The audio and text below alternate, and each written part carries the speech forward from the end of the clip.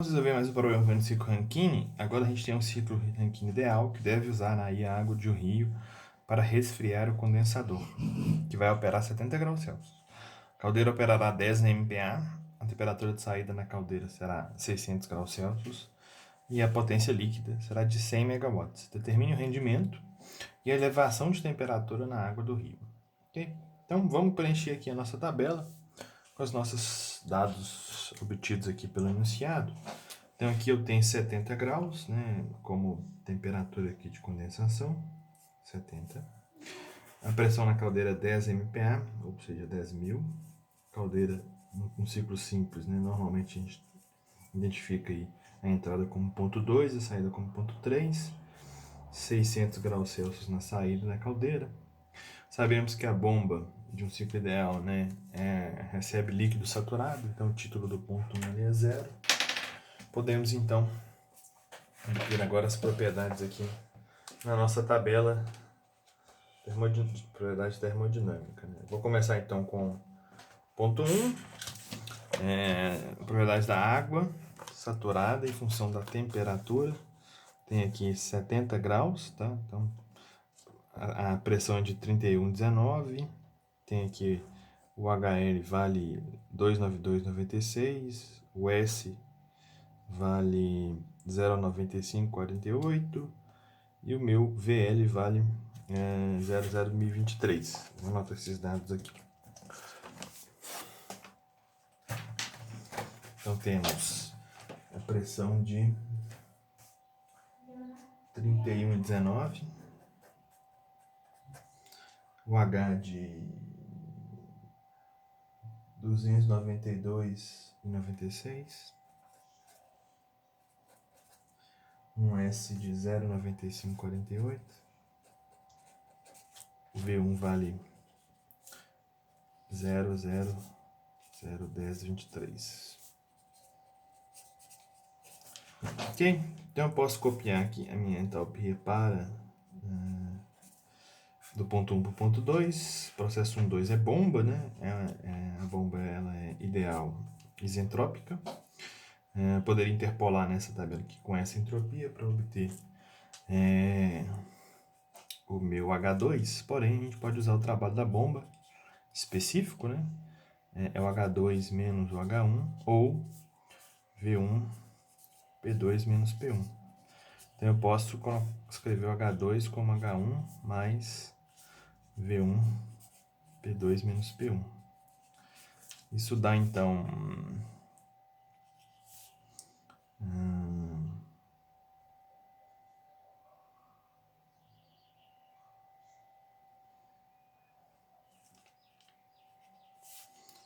292,96 mais 0,001023, 10.000 menos 31,19. Meu H2 então será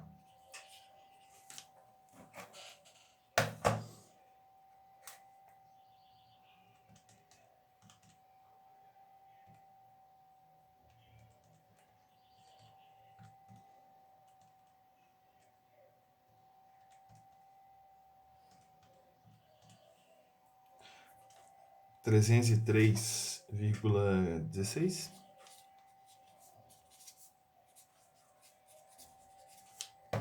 Transferir para cá.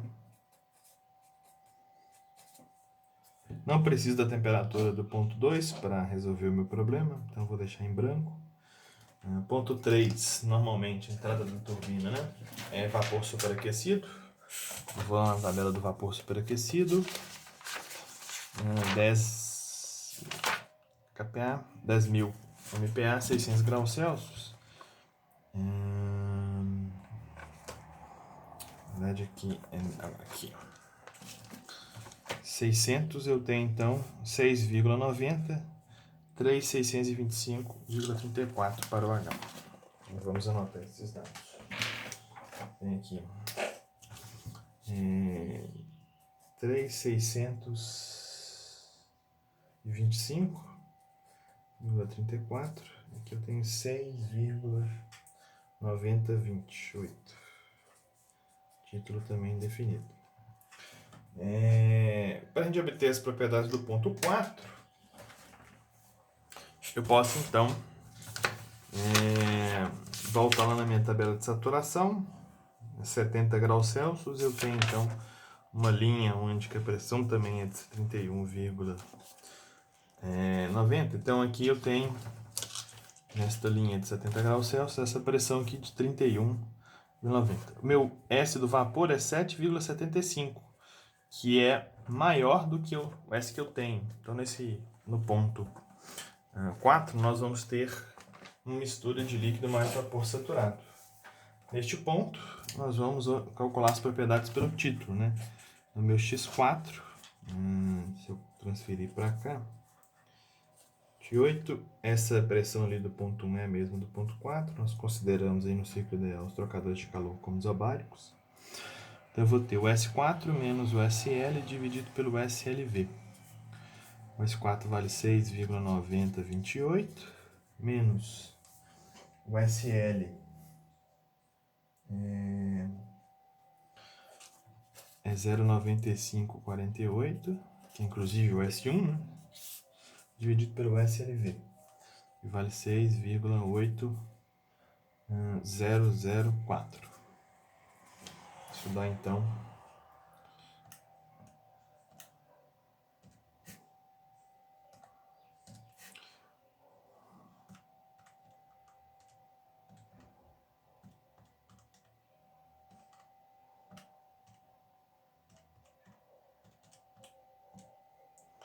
0,8746 ou 87,46%.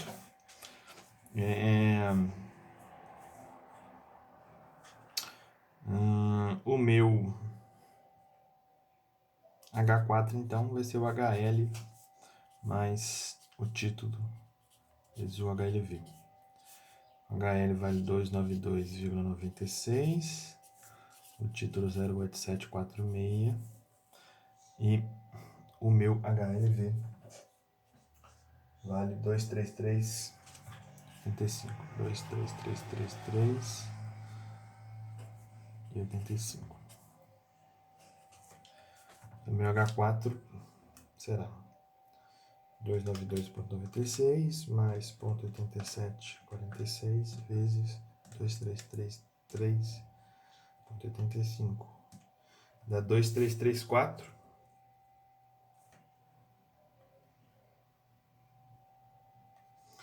Dois, três, três, 4,14. Ok? 70 graus aqui é a nossa temperatura do ponto 4. Bom, de posse aqui dos nossos 4 pontos, eu posso calcular o rendimento. O rendimento de um ciclo Rankine simples ideal, a gente viu, né?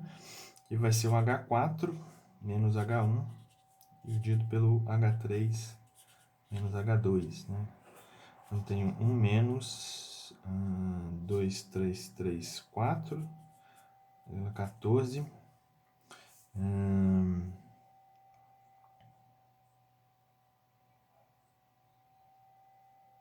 menos 292,96, dividido aí por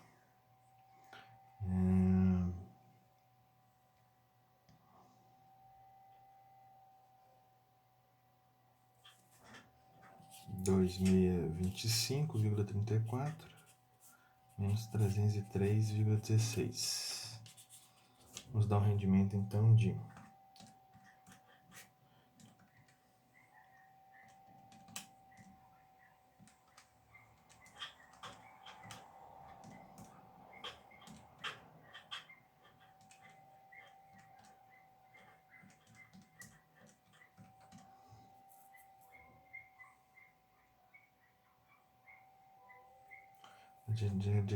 3,6, né?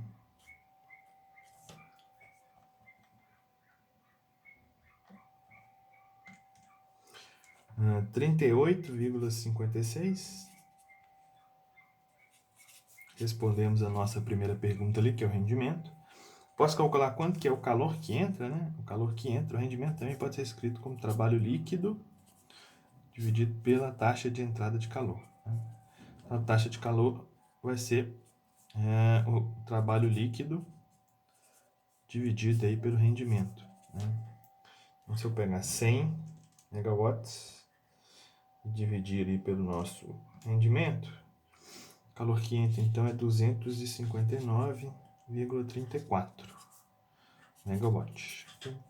E o calor que sai ali no condensador é então o calor que entra menos o trabalho líquido. Ou seja, 259,34 menos 100, que vai ser então 159,34 megawatts. Esse calor eu tenho que adicionar a água, né, para encontrar ali a nossa temperatura de elevação. O calor que a água vai receber, a gente pode escrever ele na forma de vazão mássica vezes diferença de entalpia. Porém, como a água não vai mudar de fase, imaginamos, né, que essa água não vai evaporar, eu posso substituir o meu ΔH por Cp ΔT. Então, vazão mássica Cp ΔT. Porém, a vazão mássica nós podemos calcular como sendo o ρ vezes a vazão volumétrica. Né? E a vazão volumétrica pode ser calculada como velocidade vezes área. Né? Cp ΔT. Se eu colocar o ΔT em evidência, né, ficamos com o Q, que é a taxa de transferência de calor, dividido pelo produto. ρ vezes a velocidade vezes a área vezes o Cp da água. Ok? Vamos obter então, aqui eu tenho 159,34 megawatt, né? Então vou colocar um 10 a 6 aí na antiga calculadora, dividido pelo ρ da água. Então o ρ da água e o Cp da água vão estar tabelados na nossa tabela A4. Então, na nossa tabela A4 eu tenho aqui o ρ da água, vale... Aqui está invertido, tá? No livro. Na tabela que eu passo para vocês em PDF está correto. O ρ é, na verdade, essa coluna. Então, o ρ da água vale 997. E o Cp é essa coluna, que vale 4,18 kJ por quilograma. Eu vou colocar aqui. O ρ vale 997 vezes a velocidade, que ele falou para a gente que é 10 metros por minuto. Então, 10 dividido por 60 para passar para metros por segundo, vezes a área, que é 60 metros por 8, vezes o Cp, que vale 4,18. Ok. Bom, qual que é a unidade que nós vamos ter aqui embaixo? A densidade é metros cúbicos por quilograma. Né? A vazão mássica é metros por segundo, vezes uma área, vai ser metro cúbico por segundo. Metro cúbico por segundo, com quilogramas por metro cúbico, né? Dá quilogramas por segundo. O Cp é em quilojoules por quilograma Kelvin. Né? Então, esse resultado aqui embaixo, eu tenho kilowatt por Kelvin. Então, eu vou passar isso aqui para cima também para kilowatt na minha calculadora. Tá? Então, 159,34 expoente a 3, dividido aí pelo produto que está aqui embaixo. 997 vezes 10, dividido por 60, vezes 60, vezes 8, vezes 4,18, dá então